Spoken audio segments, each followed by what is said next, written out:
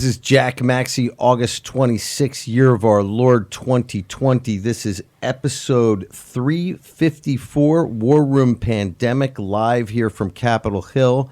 We've held them over from the previous hour because we just love listening and learning here on the show. It's a big part of what we do. Welcoming back Dr. James Todaro, who is going to continue to speak to us about some things concerning the COVID-19. Right now, we are on plasma treatments. Doctor? Thanks, Jack. So I think where I had left off was that it was really only the plasma that was very rich in IgG that was most effective in treating those patients in that Mayo study of 35,000 patients. Now, this creates a problem when it comes to supply, though, because there's a limited supply of this plasma that's rich in IgG. Okay, it's not, and it's a very difficult process to kind of curate and collect that plasma because you don't know which patients who recovered from COVID-19 have high IgG levels and which ones have low. So you just have to kind of take blood from everyone and then measure it and determine, which of those plasmas will be, helpful. And especially with, the cases nowadays where it's a lot milder in many people, some and even many or most are asymptomatic. And so it's questionable how high their antibody levels will be. So it might be very difficult, even with an EUA to use plasma, it might be very difficult to actually find a large enough supply of this high quality plasma to treat patients. And that's kind of a whole nother issue, even if we are convinced that it does work. Well, could you touch upon the idea? I mean, they gave this idea of using plasma. It's been around for 100 years. Obviously, they know the risks associated with it and also the potential benefits, but the potential benefits are not really that well defined, and I think they're operating from the perspective of first do no harm. But what bothers me is they rushed to come up with this plasma solution without a lot of real science behind it, despite the fact that we've been studying it for 100 years, and then they deny hydroxychloroquine, which we've been studying for 70 years, and we have actually far more studies showing its efficacious use, especially when given early, and yet they deny hydroxychloroquine. I just don't understand the difference, and our viewers have a really hard time understanding that. If you could address that, that'd be great. Yeah, I mean, so, regarding hydroxychloroquine, I've obviously been involved in that for a long time now and seeing the aftermath of it.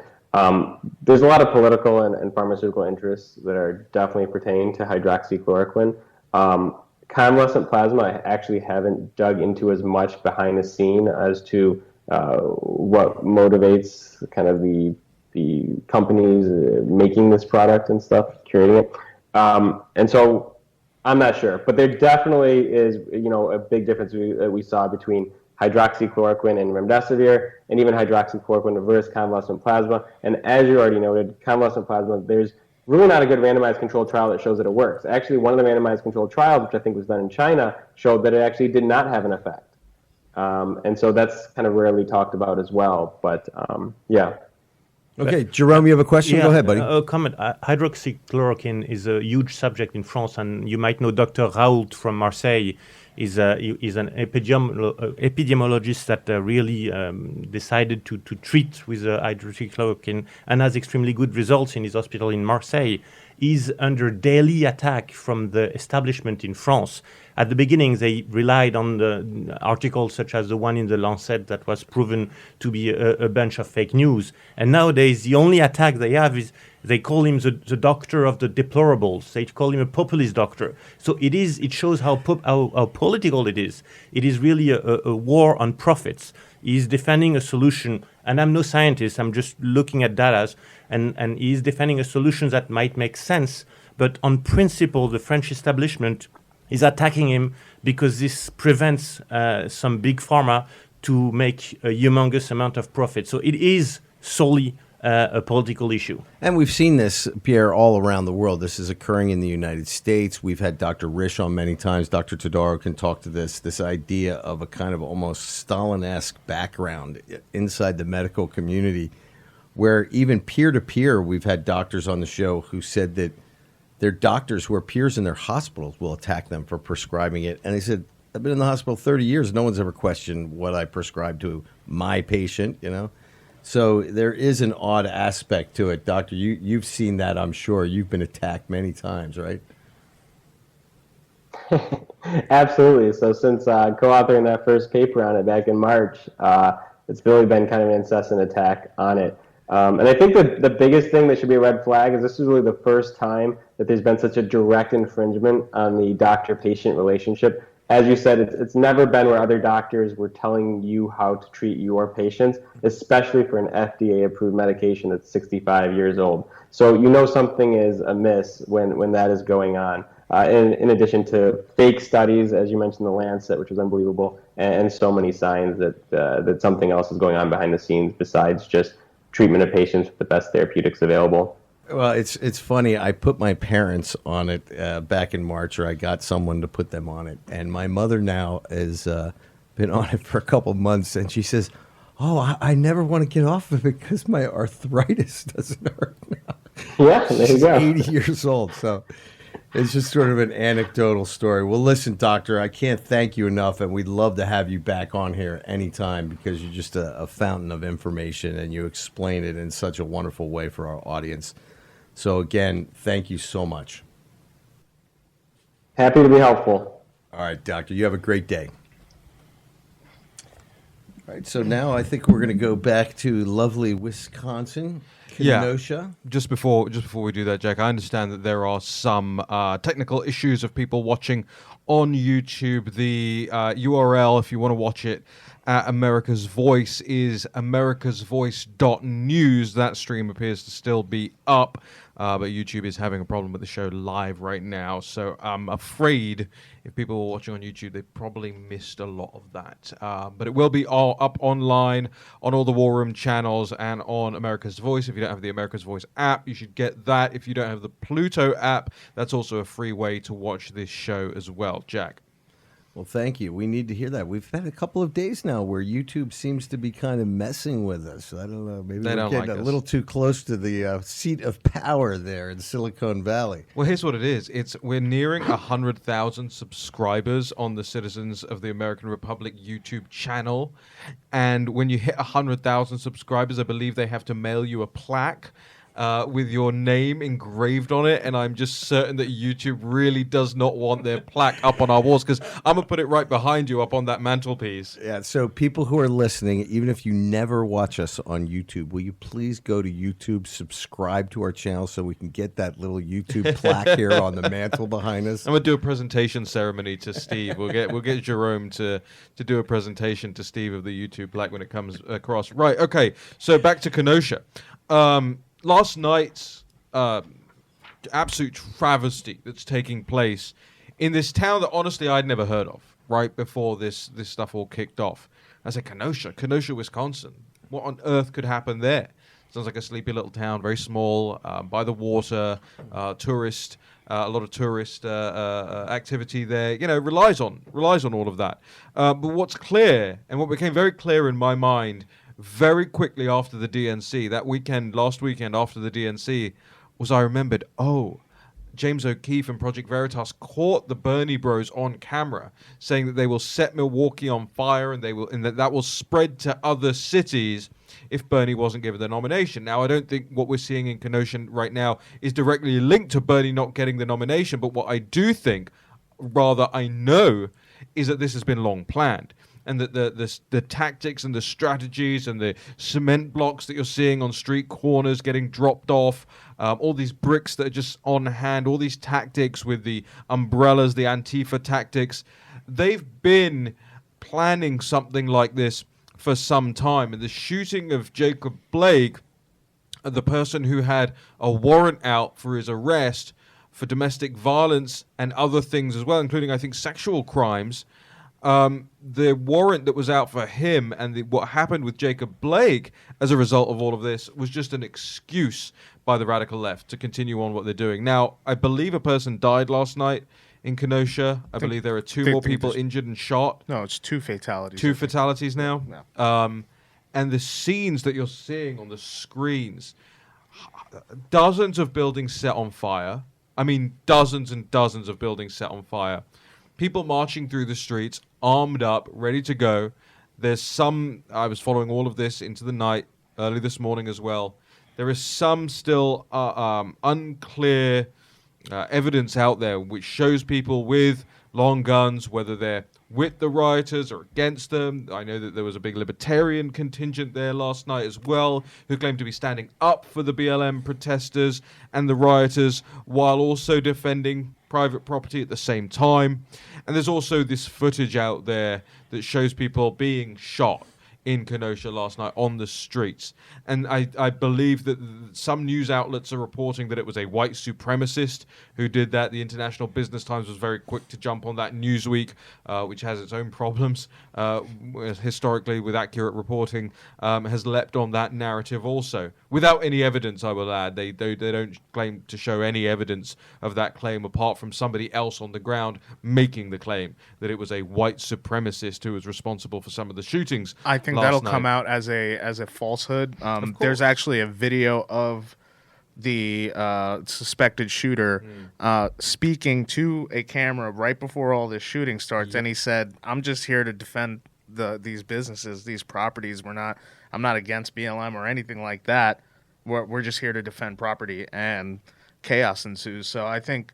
And I think the identity is now making its way through the Twitter sphere and everything. Yeah, we don't need to speculate or get into any of that. We'll leave the targeting of people to folks like Sean King, who just who wants to name the policeman who was. Do you see that tweet? Disgusting. It was absolutely unbelievable. Did you see this, Jack? Sean King. This is I don't know what he is now, but he's kind of a black rights activist, even though he isn't really black, I don't think, and has masqueraded as black. There's a lot of controversy about his identity. He's had to come out multiple times. What is his nickname? There's either Talcum X, or Martin Luther Cream. Now he's saying he wants the police to identify who that policeman was that shot Jacob Blake, and that he will start naming just random police on social media. Unless the police bow to his demands. So Kenosha right now is an extraordinary circumstance situation. But Jerome, I wanted to get your take on this because it's not new for somebody from Europe to see cars burning in the streets. We've seen it in some of the French suburbs over the last couple of years. It is not new in Europe, as you mentioned. We have had a very rough summer, but the summer was following a long time increase in violence. But once we have to be held accountable for not looking at history. If a couple of days ago was the anniversary of the death of Trotsky. Trotsky, who was part of the communist revolution, and in 1920 he wrote a book, Terrorism and Communism. And he explains very clearly why violence should be used as a political tool. And now that for the first time in your history of the United States, you have extreme left activists, people that could be Trotskyists, they are implementing what was written 80 years ago. We have had them in France for many years, and we have witnessed violence many times, and nowadays the extreme left is linking with the Islamists in Europe, so it's a different thing. But okay, guys, just hold that thought. We're going to have to go to a commercial break here. I apologize. Pierre's going to come back and make his point, which I think is a very valid one. We'll be out here in just a few seconds. War Room Pandemic with Stephen K. Bannon. The epidemic is a demon, and we cannot let this demon hide. War Room Pandemic. Here's your host, Stephen K. Bannon. Hey, welcome back to War Room Pandemic. I think this is the most complicated logistics show we've ever had. We've had Joe Wayne from Epic TV. We've had Vish. Now we got Jack Maxey back over in his seat with Raheem. I want to welcome our guest, Pierre. Oh, excuse me. I know, Jack. All those French guys, they all... Also, I let Jack sit in the captain's chair which is a real privilege when I'm in the building. And what do I get when I sit down? I guess we can. Can we show this on live? Yeah, you can show it. Okay, the AVN guys, the radio audience. I sit down and I got a thing of Copenhagen long cut. Sitting down. Jack Maxey. This is why you don't want to know why Jack coughs and all the time makes funny noises on radio. It's he's got a pinch between his cheek and gum. I want to go back to this Kenosha thing. I had to step out for a second and wish Joe Wang and the guys from Epic TV. They came down from Canada. They're here, just fantastic people. And you see the quality and the humility of the Chinese. That's kind of what you're seeing in this RNC. I think the decency, and Jerome, you said it in the A block, the authenticity of what you're seeing is authentic. But Kenosha. Is Kenosha scary? I want to get back to the Trotsky and the left, but where are we headed, Raheem? Do we have Hillary? Is crooked? Is Hillary? Is that clip ready to go yet? I don't think we've got it just yet. Okay, fine. We'll come back in a second. But I want tell her what she said. Yeah, I mean, it's extraordinary to note this, especially on the back of what happened a couple of weeks ago that nobody reported apart from us at the National Pulse. And I want to put that into full perspective. So Hillary Clinton is giving an interview to her own former communications director, Jennifer Palmieri, for Showtime's The Circus, a show that I think you're familiar with, Steve. I think you've done that show before. Fact, at a We Build the Wall town hall that I opened last season my interview, right? Which I'm sure we'll see a lot more of. So Hillary Clinton says, quote, Joe Biden should not concede under any circumstances because I think this is going to drag out and eventually I do believe he will win if we don't give an inch and if we are as focused and relentless as the other side is. Can you repeat that for a second? Because this is a former Secretary of State, former First Lady, candidate for President of the United States, defeated in the greatest come-from-behind victory in the history, I think, of American politics. I think Truman at one time might have been as many as 10 down, but Trump was down farther, I think 12 or 14 at one time. What did she say? And somebody who knows what concession looks like. She said Joe Biden should not concede. Joe Biden should not concede under any circumstances because I think this is going to drag out and eventually I do believe he will win if we don't give an inch. Jerome Riviere is here. He is from the European Parliament, the National Rally, the old Front National.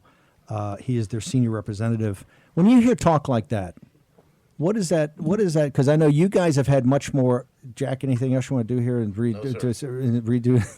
Charge up. I gave Jack the Copenhagen, and he's already getting worked up. When you hear talk like that coming from Hillary Clinton, how does that? What does that remind you of? It's very familiar with what we have in France, especially the national rally. Marine Le Pen was a runner-up in the presidential election, but a lot of our opponents were saying that no matter what, they would resist because they believe that even a democratic victory that we would have would not be legitimate because they believe that they are the holder of the true democratic vote, whether they win or not. They are Talibans. They have the same way of thinking as Talibans. They believe that anybody that does not agree with them is in the wrong. So they are not at all into a democratic process. And we have seen that in Europe for many, many years. And I must say that it's surprising in the United States to see such hatred and so much dismission of a democratic process. If a president is elected, no matter what, you concede. Well, this is the nullification project. Remember, as soon as Trump was elected, they just determined, even though they had to concede because of the math, that they were going to stop the presidency, stop him in the transition. This was the whole thing with the Russia investigation. With Brexit, you see it. They're not prepared. The globalists are not prepared. This is not conspiracy theory. Remember, there are no conspiracies, but there's no coincidences. This is what Lou Dobbs said the other day when I was nabbed, that it was deep state. And I said, hey, it's not deep state. It's not deep state. It's in your face. They're not shy about it. But that's why they like the violence going on, because the violence enable them talking about, this is dangerous. This is a situation that is unique. This is a unique point in history. So we have to stick together. We are we hold the democratic values. It's the same scenario in Europe. We have violence all the time. They don't address it. In France, the police because of the government, is more aggressive against people not respecting social distancing than against rioting in suburban areas. So every day you have people that are killed, basically every day in suburban fights, but the police is asked by the government to tackle down people not wearing masks. It doesn't make sense if you look at it without a real project, and their project is, as long as it remains disturbed, they have a chance of remaining in power in Europe, or maybe gaining power in the United States. Let's play. We have the clip on Hillary. Let's hear Hillary Clinton. You know, Joe Biden should not concede under any circumstances, because I think this is going to drag out, and eventually I do believe he will win if we don't give an inch, and if we are as focused and relentless as the other side is.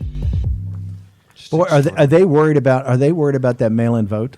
I mean, that mail-in vote. They said, what did you say? We should not concede under any circumstances. Any circumstances. We should not concede under any circumstances. This is just a couple of days after Nancy Pelosi calls the Republican Party enemies of the state. Look, it's not. They complain about the rhetoric on the right. You don't hear any rhetoric, particularly of elected officials or people that have been in government, anywhere near the rhetoric you're hearing being ramped up. They're getting very nervous. And here's what they get nervous about. They start to see the tide going out on Biden. You're seeing it now. The CNBC poll shows the 6 big battleground states. It's depending on what polling techniques it's a toss-up. It's a dead heat. And we're not even to the 2 big days of the RNC. Also, Noah Rothman leads off Morning Joe this morning with he says the quiet part out loud, right? It's the mob violence. And this is why, there are no conspiracies, but there are no coincidences. That's why CNBC and MSNBC at night, when they're covering the convention, they're not having a split screen with what's happening in Kenosha, the burning down. What their split screen is fact-checking in real time, or what they consider fact-checking. You can't even read the articles anymore, because the articles read, and there's like somebody says something, and then they've got another line in there. They put their own interpretation. Right. It's not, you can't even read. It's not even in English anymore. Not like an article you used to read. He said that. Okay, fine. Here they said that. No, but that's wrong. Right. That's interpreted wrong. Right. They're nervous. Right. They see the tide. Politics is all about momentum, all about timing. And I'm telling you, and I've been one of the biggest guys here, hey, this thing, but now you can start to see, and I think part of it is they say, oh, they're trying to detoxify Trump. No. I think with the brilliance of the RNC and the campaign in this is that they're putting forward the common decency and the authenticity of the deplorables of the MAGA movement. And Trump's leaning into Trump, actually, when you saw him with the frontline workers talking about hydroxychloroquine, embracing his response to the pandemic. They're not trying to detoxify Trump. They're letting Trump be Trump, but there's a difference, right? And and it's framing the whole thing. There are 2 things I just quickly want to get to, and then over to you guys. One of them comes back to this alternate reality that they seem to be building. There's no Kenosha on the televisions and no split screen. There was a CNBC article I sent you guys yesterday. News copy. Here's what it says. Oh, I saw that. As the second night of the RNC begins, the party is rallying around President Trump with near religious devotion, but Trump notwithstanding, the 4-day event lacks a unifying theme. They go on. Despite numerous awkward references to a failed economic recovery and the urgent need for somebody new in the White House. And it goes on. Perhaps it's not surprising that a party lacking defined principles would put on a convention that feels disjointed. And it goes on, calls it a hodgepodge of issues. Talks about Trump's most controversial moments in office. Talks about a relentless battle against the press. That's in the first 200 words of a CNBC news article. A failed economic recovery. I mean, right now the markets are back up. Employment's coming back, 20% growth. Look, it was off a historic. This was Great Depression type of stuff. Just one more thing. And this is my worry, is that when our side doesn't connect enough dots. A couple of weeks ago, there was a story out in Politico, another in the New York Times. They were lauding this war game that had been put together. It's huge. This war game that featured John Podesta and Bill Kristol and Michael Steele, and they called it bipartisan wargaming the U.S. election. Now, we looked into who was behind the organizers of the war game. Number one of the chiefs of the Open Society Foundations, and number 2, one of the chiefs of the Berggruen Institute. What's the Berggruen Institute? Chinese Communist Party linked organization. Now, John Podesta playing Joe Biden during that war game. What did he do? Refused to accept the election result. Took it to the House, took it to the Senate, and took it to the United States military to decide who the next president was. Yeah, this is going to be, remember, November 3rd is not election day. November 3rd is the last day of the election, and then we get into who knows. But Hillary Clinton just said, under no circumstances, hey, Hillary, how about if he loses, right? How about if you lose the electoral? How about if the Associated Press calls it? We'll come back. We're going to try to get Louis, the mayor of Perpignan. Perpignan, one of the great rising stars and talents in European politics. But I also am going to turn back to Jerome to explain what he was talking about, Trotsky, and really the organized left. They've been fighting this for years in Europe. Guess what? It's come to America. And you can see it in Portland, Oregon, and Kenosha, Wisconsin. The burning, the looting, the mob violence, the anarchy. Antifa is now the communist-driven, communist-inspired. The Cultural Revolution of Mao in 1966 and the French Revolution is now at our store. In fact, they had the guillotine. Didn't they have a guillotine out in, was it in Portland the other night? Or was that in Kenosha? Portland had the guillotine. Okay, short commercial break. War and pandemic. We're going to be back with Jerome Riviere, our guest, in a moment.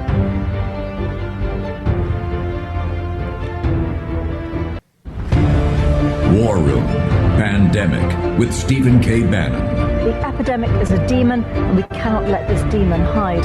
War Room Pandemic. Here's your host, Stephen K. Bannon. On America's Voice.News, on Newsmax TV, through the firewall into China on Mandarin with G News and GTV, and on the John Fredericks Radio Network. You're back in the War Room. Having a little trouble on our live feed, I guess, into YouTube today. CCP, somehow the audio, and has nothing to do with us talking about Trump's got an opportunity to win here, and that you're starting to see the closure, and we're playing the real footage of Kenosha, which you're not seeing on TV. Is that not correct, Mr. Raheem Kassam? We can get into mainland China. We just can't get into mainland USA right now. Yeah, it's unbelievable. By the way, one of the crack members of our staff who I will not mention, texted me, one of our production staff texted me during the break and said, hey, she has not accepted, of course she's not, she's advocating, Hillary Clinton's advocating not conceding in 2020. She hasn't accepted that she lost in 2016. Right. Guess what, Hillary?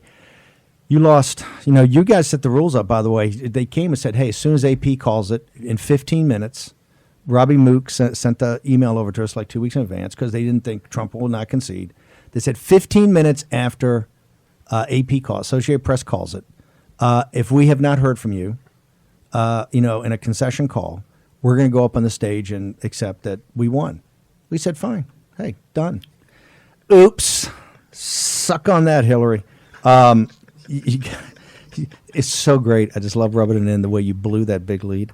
But now we got a very special guest, and we talked about, and we're going to get back to this, about Trotsky, about real revolution, about what it looks like. Look at the footage that's playing in Kenosha. It's unbelievable. Top on that, Portland. We want to bring in a mayor of a European city, and this is a very special. It's Louis Aliot. He's a senior member of National Rally. And the first, Jerome, help me out here. And Louis, as we hadn't had enough production problems today, Louis is going to speak in French. We're going to interpret. But here's the key. He's the first populist nationalist mayor of a big city, a major city in France. And the question I have to him, as our French colleagues, right, and colleagues, look at what's happening in Kenosha. Look at what's happening in Portland. Look at what's happening in Chicago. Louis, I want to welcome you to the show. What does he think we're in for? Louis, bonjour. La question de Steve est de savoir, en tant que maire de la principale ville du Rassemblement national, mairie importante en France, quand tu vois les images de Kenosha, de Portland, de Chicago, d'immenses violences, quelle est ta réaction en tant que maire d'une grande ville qui, elle aussi, a connu, en tout cas dans ses environs, un certain nombre de violences? Ça me fait penser à ce que la France a connu en 2005. Il y a eu des affrontements communautaires au sein des quartiers de pratiquement toutes les villes françaises. Et d'ailleurs, ça avait commencé à Perpignan. Et on voit bien que depuis 2005 déjà, les tensions sont palpables dans toutes ces villes. Les gangs ont pris possession d'un certain nombre de territoires. Et ces gangs sont à la fois un conglomérat de voyoucratie, de trafic de drogue, mais aussi quelquefois d'islam radical, ce qui fait un cocktail détonnant où la police pratiquement ne va plus et où surtout il y a une police de quartier qui est faite par les voyous eux-mêmes. Et on voit bien les grandes difficultés que nous avons ici en France, au-delà du gouvernement, les maires que nous sommes, tout simplement pour faire appliquer la loi. Et si ce problème n'est pas pris à bras-le-corps dans, j'allais dire, les années qui viennent, dans les mois qui viennent, eh bien, je pense qu'il y aura des risques d'affrontement, de guerre civile dans beaucoup de villes françaises et très certainement dans l'Europe entière. So Louis' comment is the fact that ever since 2005 in France, we have had this trouble. In 2005, we had communities fighting against each other. And ever since 2005, for the past 15 years, we have been seeing a rise in this type of violence. The violence that he witnessed in his city, like other cities in France, is a mix of drug traffickers, of petty criminals, and in France, very specifically in Europe, radical Islamists. Right now, the police doesn't go in some areas in those cities, and these criminals organize their own policing of these areas. So what he's calling for in France, as many other mayors, is to be able to apply the law. And his key fear, which is the fear that we share at Rassemblement National, is that if within a couple of months now the law is not, if we don't reestablish law and order on the entirety of the French territory, we are going to go towards a civil war, really a civil war in France and in many places in Europe. Hang on. You're saying that if you don't get control, because the mainstream media is not reporting this, you're saying if you don't get control of these cities in some sort of law and order capacity, you think that France could be hurtling towards a civil war? Il veut ta confirmation que si tu penses que nous ne retournons pas vers une application de la loi et de l'ordre dans les villes en France, on se dirige véritablement vers un potentiel de guerre civile. Oui, parce qu'il y a une inversion des valeurs. Voilà. Ce qui était la règle il y a encore quelques années de droit est devenu aujourd'hui la règle des voyous et l'application de la règle des voyous dans le quartier, avec la responsabilité de la culture de l'excuse. On trouve toujours de bonnes raisons pour excuser les voyous. La police est systématiquement mise en cause. Il y a des associations qui mènent un travail de sape sur l'ensemble du territoire, SOS Racisme, la Ligue des droits de l'homme, toutes ces choses-là qui sont, on peut dire, crypto-communistes, parce que ces gens-là ont toujours évolué à la gauche de la gauche et sont là pour défaire tout ce qui, de près ou de loin, ressemble à l'autorité de l'État. Et ça, c'est très important parce que moins il y a de protection d'un État, et plus, malheureusement, l'anarchie et les violences vont se multiplier. Ça va avoir deux phénomènes. Le phénomène, ça va être que les voyous vont se renforcer parce qu'ils vont prendre confiance en eux dans beaucoup de quartiers, mais inversement, et ça on le voit déjà en France, les citoyens vont se liguer, vont se rassembler sous forme d'autodéfense pour se défendre, comme récemment à Palavas dans l'Hérault. Et de ce point de vue-là, oui, je pense qu'il y a tous les ferments d'une future guerre. Alors ce ne sera pas tout à fait une guerre civile, mais ce sera une guerre, j'allais dire, dans tous les quartiers, sur l'ensemble du territoire. Et cette guerre-là, elle sera malheureusement à la fois communautaire, à la fois sur les trafics de drogue, sur le contrôle des trafics. C'est une dérive à la, vous savez, tout ce que l'on voit dans les favelas, à la brésilienne, à la colombienne.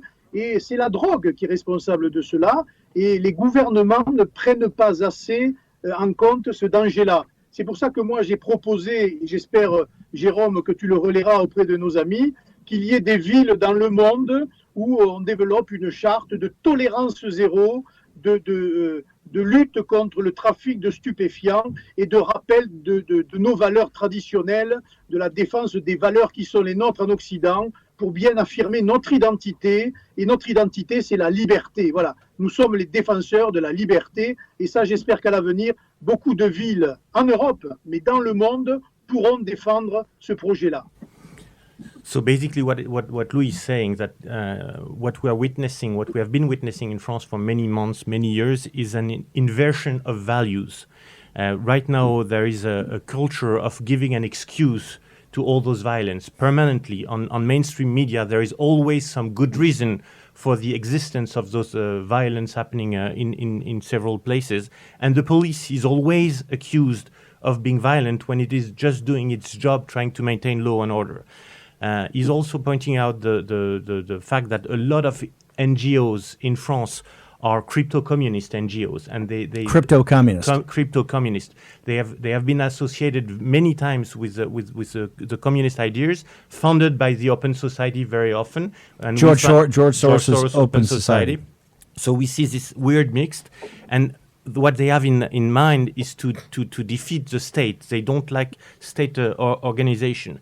And the consequence, why it is going to lead to violence, and we have witnessed that in a city called Palavas-les-Flots in France, is that normal citizen got fed up, and they united in order to reclaim the law and order in the city. And this is when if the government doesn't do its job of establishing law and order, private citizens get organized. They some kind of militia, and they fight back. So it might not be a full-scale civil war all over France, but it will be a civil war in every single suburban area. And one of his ideas, and it's a call at the same time, he wants to create a union of free cities.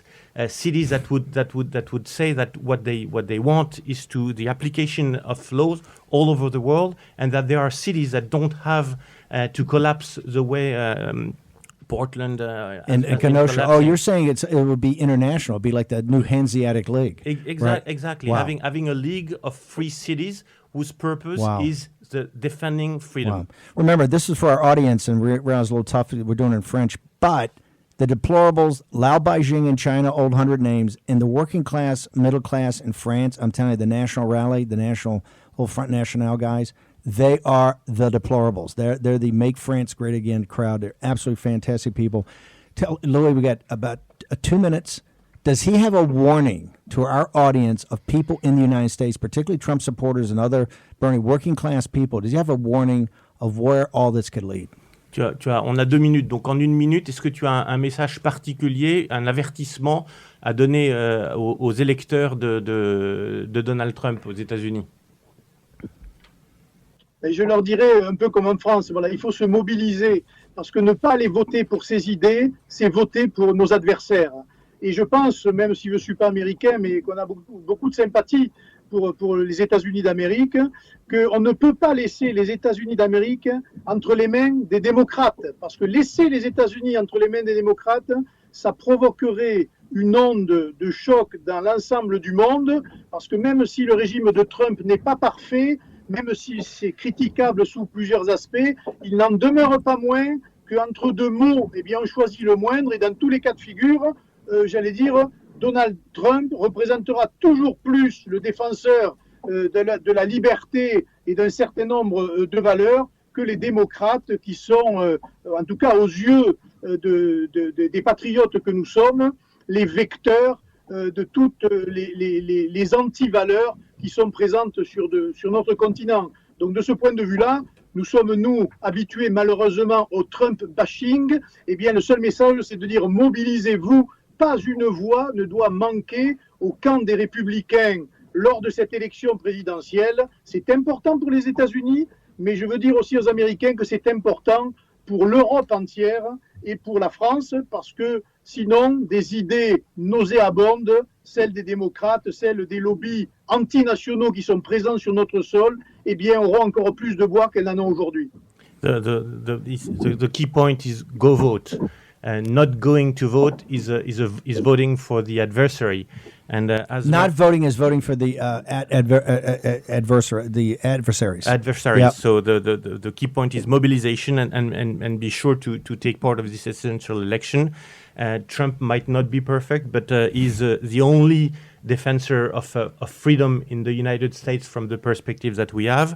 And he will, if the Democrats were to win, for the populists that we are in Europe trying to defend our nation, it would be an extremely wrong signal, and it would empower all those NGOs that we just previously talked about that are against our values. Trump's defeat has a domino effect. Louis, I really want to thank you. You're fantastic. You're a great hero. You're a rising superstar in France and in Europe and the world. Thank you very much for joining us on War Room Pandemic, brother. Merci, Jerome.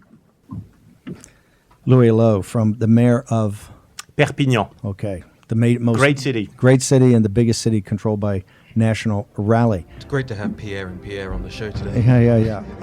We're going to return. Very solemn day. We're still going to get to Trotsky and the organized nature of this. It's Hillary Clinton. She says they're never going to concede. Buckle up. You're in the War Room.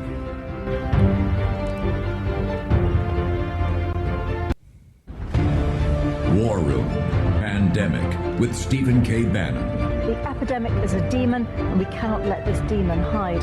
War Room Pandemic. Here's your host, Stephen K. Bannon. The reason I love this show, you can't get this anywhere else in the world. There's no place else that plays this kind of, you got China, you've got France, you got Europe, we're talking Trotsky. And we're connecting the dots to your life today. Remember, we pride ourselves in the signal, not the noise. And we really pride ourselves in giving you tomorrow's news today. That's why so many hedge funds, news desk, political groups listen to us. But the show is for the deplorables. It's for Lao Beijing in China, and it's for our great populist nationalist in Europe. Jack, we had a great viewer comment. What was it? Hey, Steve, can we all call it a kinetic war yet? Remember, in unrestricted warfare, the Chinese manual by the PLA, it's information war, information/tech, cyber, economic war, and kinetic war. And, of course, Sun Tzu says you want to win on the first two so you don't have to fight the third. But, Mr. Raheem Kassam, you're the first guy really to point out that we're seeing you think we're seeing a dry run now? And I don't want to we don't have 10 full hats on here in the War Room. We always say there's no conspiracies. It's all out in broad daylight, but there are no coincidences. Firstly, I'm not going to be called a tinfoil hat wearer by people that are wearing masks when they're alone in their cars, right? And are surrounding themselves in plastic when they're sitting at their office cubicles. They're the ones calling us conspiracy theorists. But here's the thing. You look at all of this, what's taking place right now across the U.S. Cities that it's taking place in, and you have to ask yourself the question, why are they targeting federal property, especially federal courthouses? Steve, what's going to be decided at federal courthouses? I think they'll eventually, that's where they'll decide what the vote was in that locality. That's right? Where the challenges will occur. That's where the challenges occur. They're going to bring it right there. And the federal courthouses across the United States are iconic buildings. So what they're trying to set up here, effectively, is a November the 4th colored revolution here in the United States, with the images being blasted around the world of statues being torn down, federal courthouses under assault, under fire, and that's how they go back. Today I put it up again on the homepage of the National Pulse, just rejig this story about Hillary Clinton telling Joe Biden not to concede. But who else gave us an insight into that? It was John Podesta several weeks ago with the Open Society Foundations and the CCP Link Berggruen Institute. This is all dovetailing very quickly, and my concern is our side, whether it's here on the Hill or whether it's the judges and whoever's going to have to deal with this, don't have a grip on it yet. Well, this is why we have Bill McGinley on the time. I think we're going to ranch it up. Remember, the numbers this is closing. They're getting nervous. They're getting very nervous now. That's where this whole mail-in vote thing, they're panicked. They're in panic mode. I want to turn now, while we get him, to Jerome. You brought up Trotsky. Because you spend time here in the United States, you have children here that go to school. How serious a problem do we have in this country, do you believe? The images that we have been seeing are plainly in sight. You know that your problem is humongous, but you have several problems. I'm sorry, I don't want to preach a lesson to the United States, but as a European citizen, when I come to the United States and see that in a polling station you can go and vote without any proof of identity, I'm baffled. In France, any citizen can vote. You even can vote by proxy, but you have to show who you are. Otherwise, it's very quickly anarchy. So now you're talking about having mail-in ballots, which means that it's going to be a ballot received by mail without checking who is voting. It's far from the ideal of democracies that we hold the United States. For many, many years, the United States were some kind of ideal democracy in the mind of Europeans.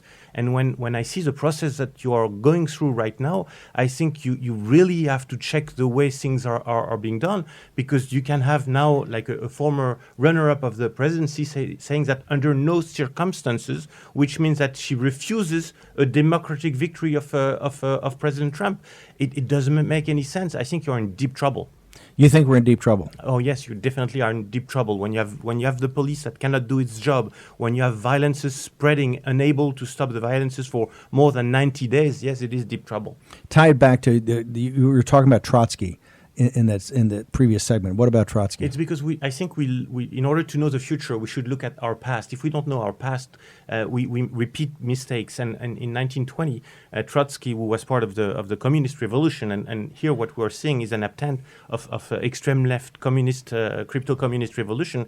He explained in a book called Terrorism and Communism the reason why they should use terrorism, violence in politics. And this is what you're seeing. In order to try and influence the election, violence is being used. We undergo the same process in Europe. I'm not saying we're better. We are in deep trouble also, but we have to recognize the fact that it has been explained to us, and we need to react, and we need to enforce law and order. Jack, you had a observation on Trotsky. Well, Trotsky was murdered in Mexico City. I believe it was in 1940 by a group of NKVD, which was the precursor of the KGB assassins sent by Stalin. Now, Trotsky had been the leader of the Red Army, very successful, defeated the White Army, was a great hero, but he had kind of run afoul of Stalin's attempt to collectivize the whole country rapidly. So he got off the reservation. What I want to say is this illustrates China's new national security law, right? This guy was a favorite son, stepped off the reservation, and now he was afoul of the Soviet legal system, and they sent out an assassination team to kill him. This is the same kind of danger that the dissidents we have on this show all the time are. Miles Grow, they try to do renditions all the time. Trotsky got an axe handle in the head. Jerome, thank you very much. Great honor to have you here. We want you on the show. We're going to start hooking you guys. You're a huge piece of manpower. Tonight, what to expect in the... Well, 3 p.m. On America's Voice with an extended conversation with Jerome. Oh, fantastic. So we're going to continue this on americasvoice.news at 3 p.m. That'll be fantastic. Come along if you want. And you get to go to the real, not the war room. They get the fancy digs over in the other part of town. Tonight, you're doing the AVN pregame? I don't know yet whether I'll be doing AVN pregame because they'll check the ratings. They'll check the ratings from last night. Fox has also asked for me to be on tonight, so I got I know how it is. Tell us about what for the at the RNC tonight. They've done such a great job. What's on store tonight? Yeah, look, I think we'll be looking much more at Law and Order tonight as well. We had, as I called it at the beginning of the show, Ladies' Night last night, and what a night it was, I think. And tonight we'll be seeing a little bit more Law and Order, a little bit more muscularism on the international front as well. You got a few more sort of more neoconservative, hawkish types. We probably hear a lot about Iran as well this evening. So that'll be tonight, and then you also get obviously Vice President Mike Pence to top it all off. It's Iran with their partner with the CCP. Okay, Tomorrow we're going to be back, another action-packed show. This one was, I want to thank the production staff, also our audience. YouTube, or who knows what happened, but to continue to kind of follow their hashtag War and Pandemic. We're going to hear all your comments, observation. We'll be back here tomorrow at 10 with another logistically perfect War and Pandemic.